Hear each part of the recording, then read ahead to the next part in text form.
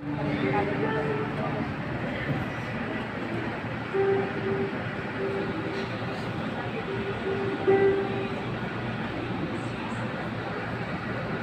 been important rituals in the nursing profession, symbolizing the transition from student to practitioner and the dedication to the values of the nursing profession.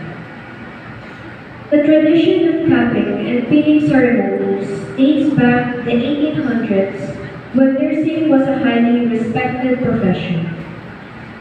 Nurses would wear caps and pins as part of their uniforms to symbolize their commitment to the nursing profession. Today, this ceremony serves as a reminder of the history and traditions of the nursing profession. They also reinforce the professional values of nursing, such as compassion, caring, ethics, and responsibility. Nurses are reminded of their commitment to providing quality care to their patients, and the ceremony helps to instill a sense of pride in their profession. Finally, as they are initiated into the profession, they are expected to behave and act as professional nurses and to uphold the standards and ethics of the nursing profession.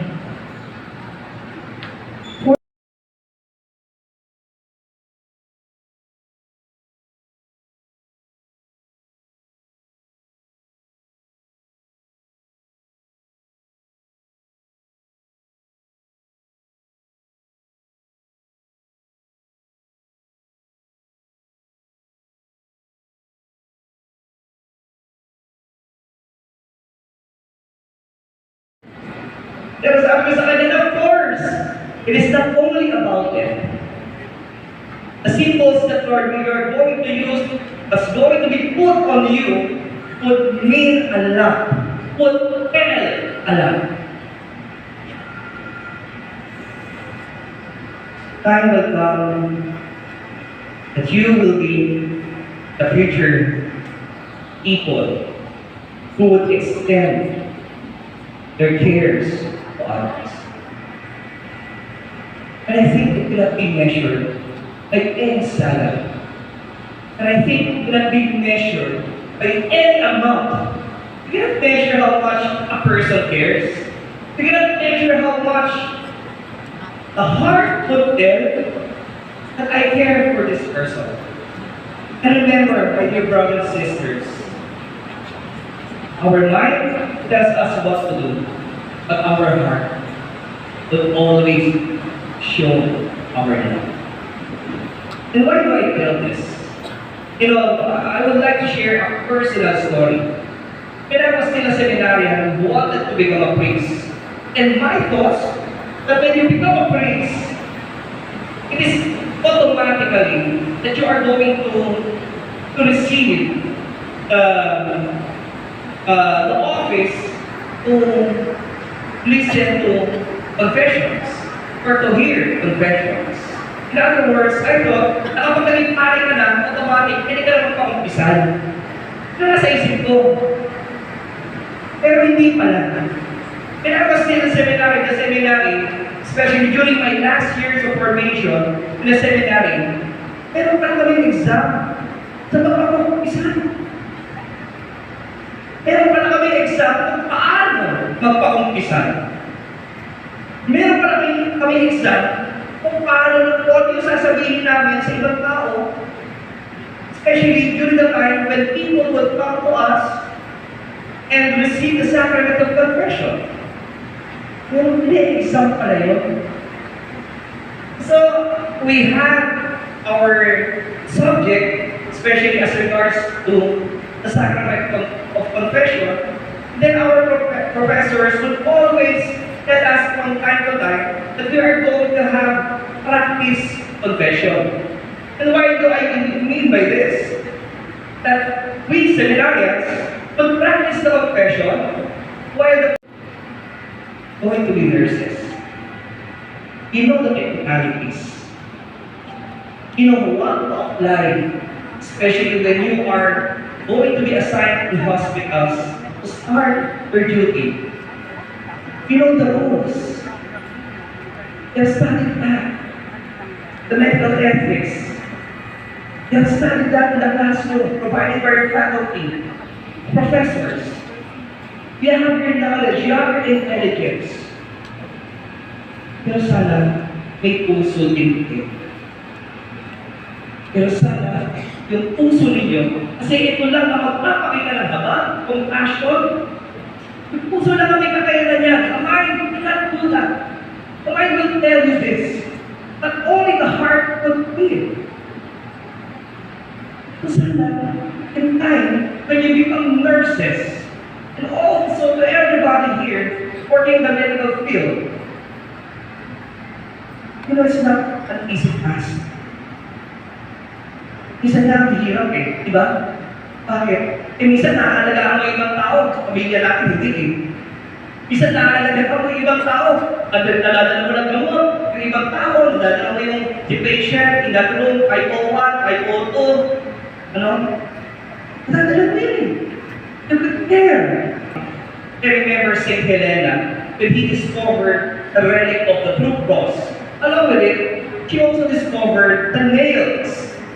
The nails which was used to crucify Jesus.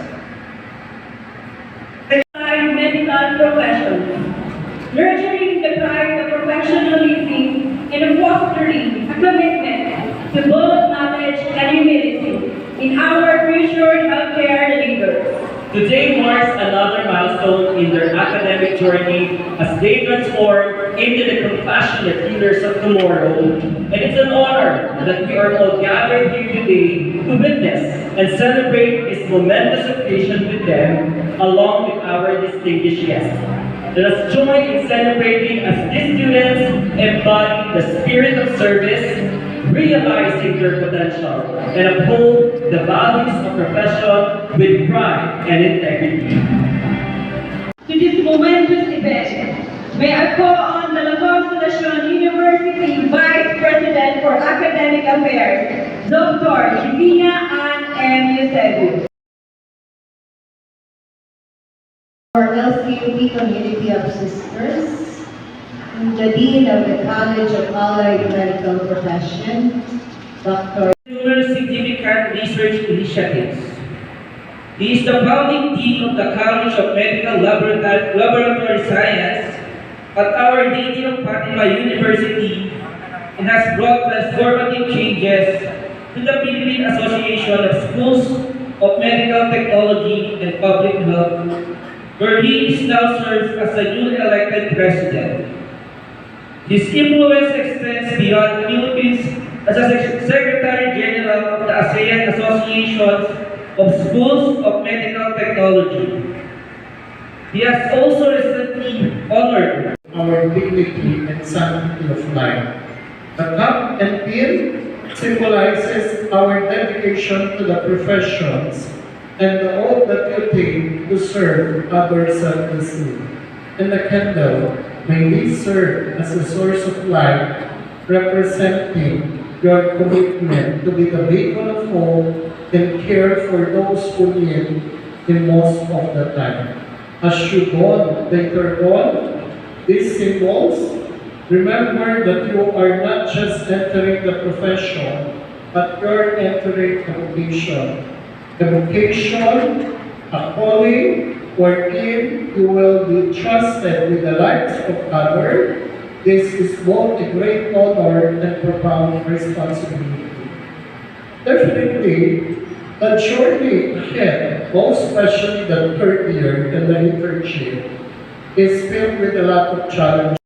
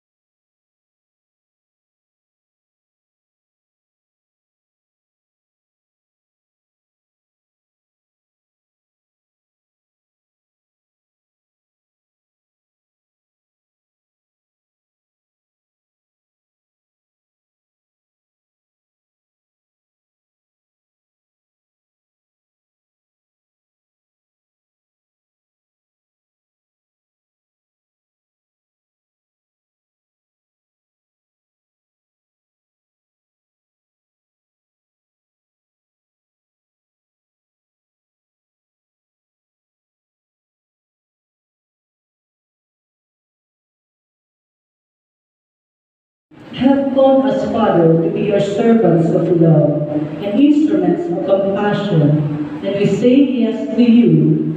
We thank you, our Father, for giving us this purpose, and as we live out this calling, bless us, Father, in your most wonderful ways. Bless our eyes to see our patients as your children and serve them despite our indifference.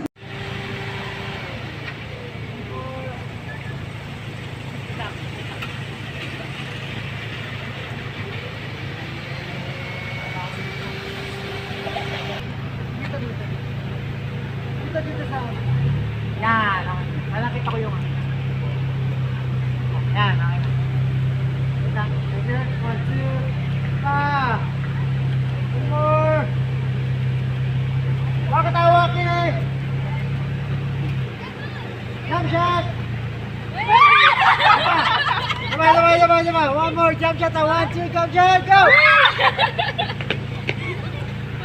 Yummy ka!